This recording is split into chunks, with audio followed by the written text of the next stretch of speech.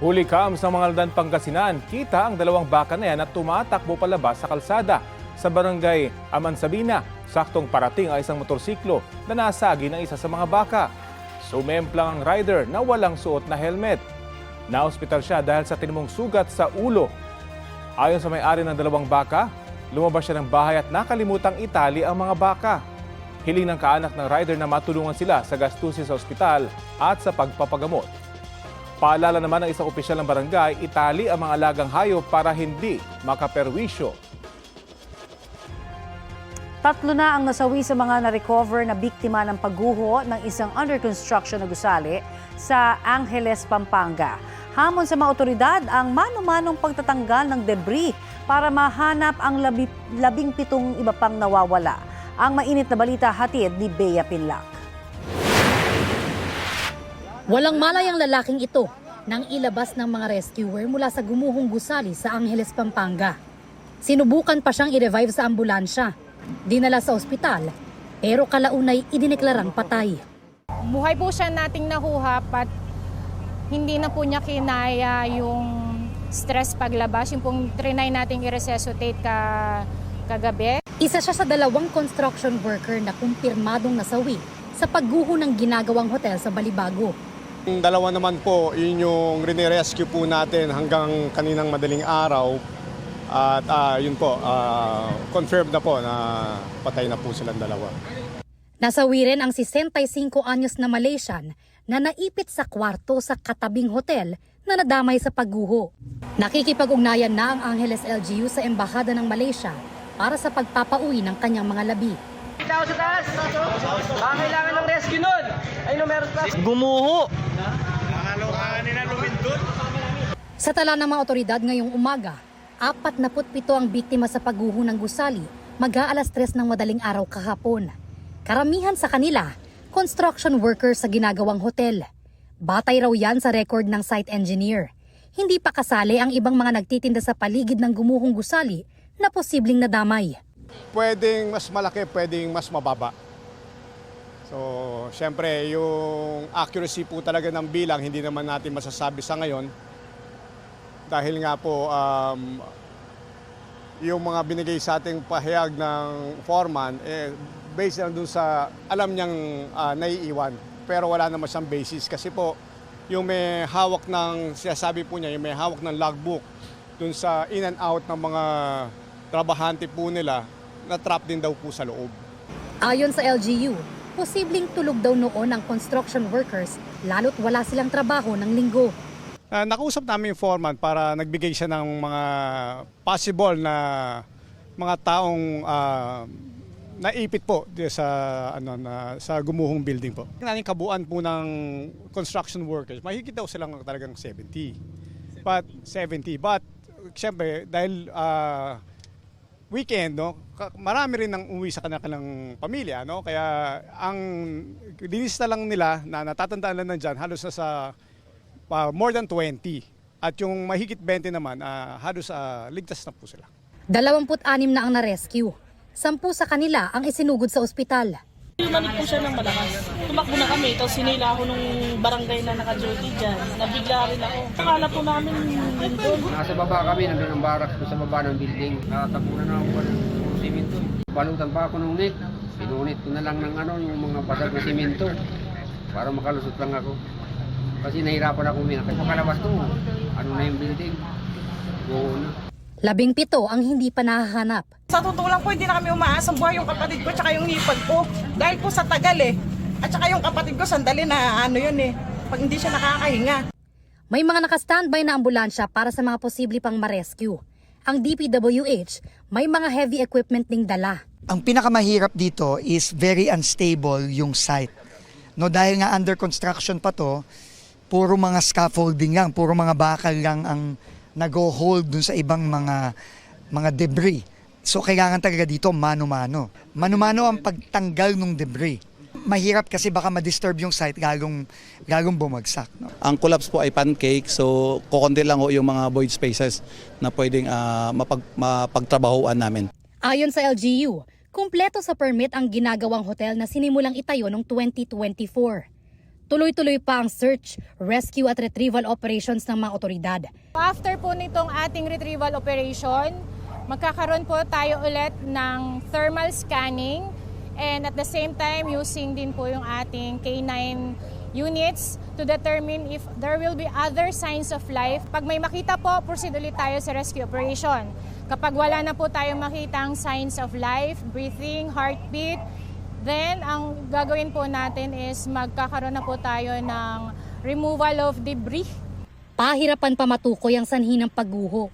Pero isa raw sa iimbestigahan ay kung substandard ang paggawa sa gusali. Pinatatawag na rin ng Angeles LGU ang may-ari at kontraktor ng gumuhong gusali para sa imbestigasyon. Sinisikap din namin silang kuhanan ng pahayag. Bea Pinlac, nagbabalita para sa GMA News.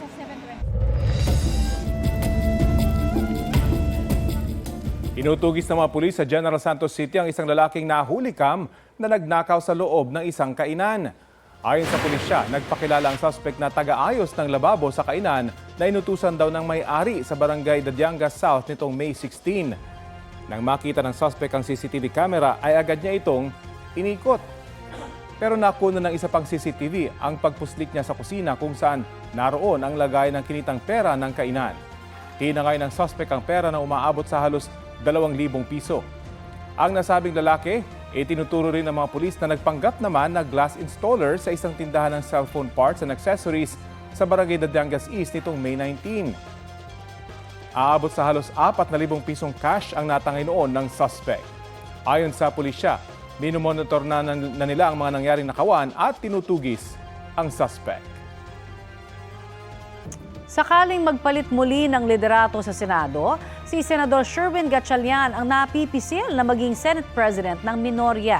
Sabi ni Senador Ping Lacson, pinili si Gatchalian para magkaroon ng fresh start at maibangon anya ang Senado. Balitang hatid ni Dano Tingkungko. Solid ang 11 minority senators na iluklok si Senator Sherwin Gatchalian bilang Senate President ayon kay Senador Ping Lacson. Si dating Senate President Tito Soto anya ang pumili mismo kay Gatchalian. Sana kung pagpalit tayo ng liderato, maibangon namin, magkaroon kami ng fresh start. Kaya nga napili namin si Senator Sherwin Gatchalian. At least fresh face at wala siyang kaaway. 11 kaming tumatayo ngayon at parang nagkaisa-isa, kulang na lang kami mag-blood compact na 11.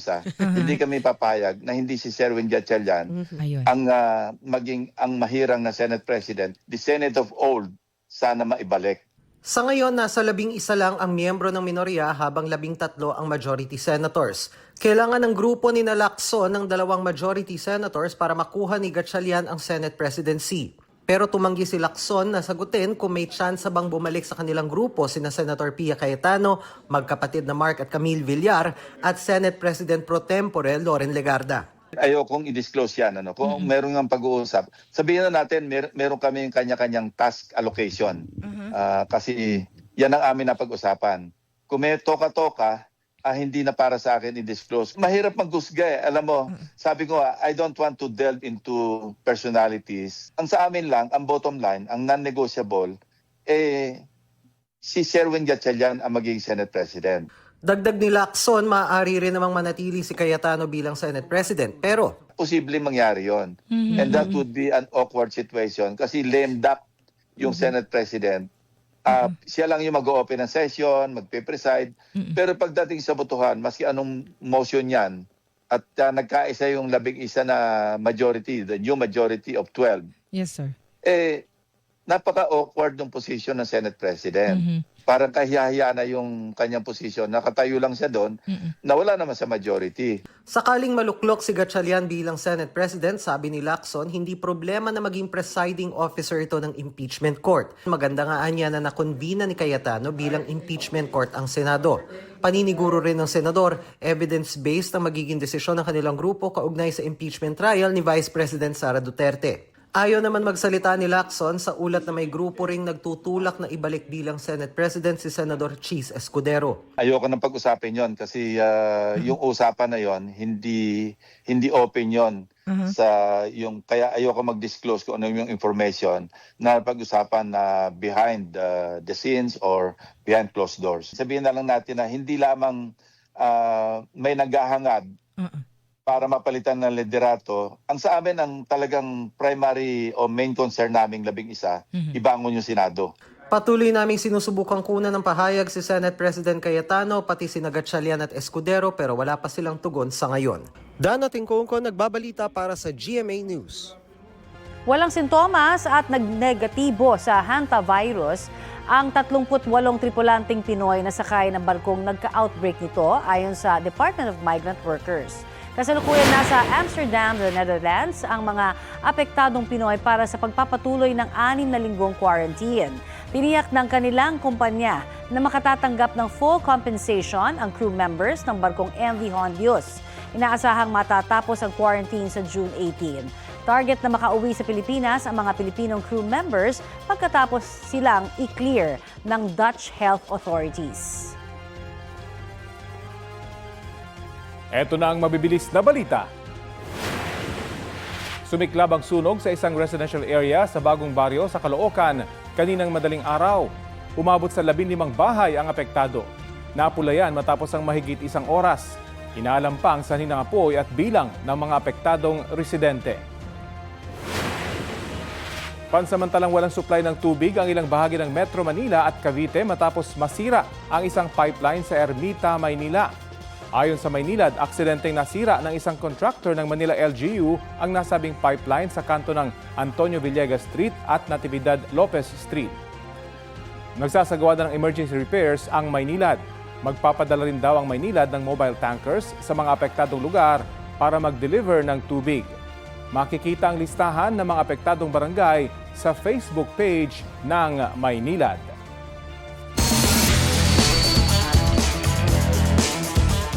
Sa unang pagkakataon, mabibigyan ng incentives ang mga atletang magwawagi sa palarong pambansa. Sabi ni Pangulong Bongbong Marcos, sakop nito ang regular sports at Paralympic Games. Maglalaan daw ang Philippine Sports Commission ng incentives para sa mga atleta. Samantala, opisyal ang binuksan ng Palarong Pambansa 2026 kahapon sa Sports Complex sa Prosperidad, Agusan del Sur. Nasa 20 regional teams ang maglalaban-laban. Gagawin ang iba't ibang sports events simula bukas, May 26 hanggang May 30, Sabado. Only for the two sides to remain far apart. Umalingaw-ngaw ang sunod-sunod na putok ng baril malapit sa White House sa Washington, D.C. sa Amerika. Napatago na lang ang ilang membro ng media na nag-uulat doon. Ayon sa United States Secret Service, isang lalaki ang lumapit sa security checkpoint. Bumunot ng baril at saka pinaputukan ang mga otoridad doon. Gumanti sila at tinamaan ng gunman na namatay kalaunan sa ospital. Sugatan ang isang sibilyang nadamay sa engkwentro. Ayon sa isang opisyal, tinukoy bilang emotionally disturbed person ang suspect. Inaalam pa ang motibo niya sa pamamaril. Ligtas naman si US President Donald Trump na nasa White House nang mangyari ang pamamaril. Nitong nakarang buwan lang, may nangyari ring pamamaril sa kalagitnaan ng White House Correspondents Association dinner. Samantala, nasunog ang isang ancestral house sa UP Village sa Quezon City kagabi. Damay sa sunog ang isang kotse. Balitang hatid ni EJ Gomez. Nagliyab ang bahay na ito sa Mabuhay Street, Barangay UP Village sa Quezon City bago mag-alas 10 kagabi. Agad itinaas sa unang alarma ang sunog. May narinig ako mga pumuputok. Merong cluster ng wire doon sa kanto ng bahay. Tapos nakita ko nag-spark na. Nag-spark, ang lakas. Pumuputok, nag-spark, tapos nasunog yung aircon. Pagkatapos, pumasok na sa loob ng kwarto. Nadama yung kabilang kwarto. Pagkatapos yung mga wire na nandito sa labas ng poste, nasunog na lahat. Ang lakas, ang bilis ng apoy. Natupok ang 2 palapag ng ancestral home. Mula sa katabing bahay, kinailangang umakyat ng mga bumbero sa bubong para apulahin ang apoy. Ang structure ng bahay is made of light material since lumang modelo na siya. Sa loob ng bahay, like for example, mga papel, mga libro, kaya mabilis po ang pagkalat ng apoy. Wala naman pong nadamay na mga ibang kabahayan bukod sa kanilang sasakyan, nagkaroon po ng sunog sa bandang likuran po ng kotse po. Wala naman nasawi o nasaktan sa sunog ayon sa BFP. Tumangging magbigay ng pahayag sa media ang may-ari ng bahay. 19 na fire trucks ng BFP at fire volunteers ang rumisponde sa sunog na tuluyang naapula 10:15 kagabi. Inaalam pa ang sanhi at pinsalang dulot nito. EJ Gomez, nagbabalita para sa GMA News.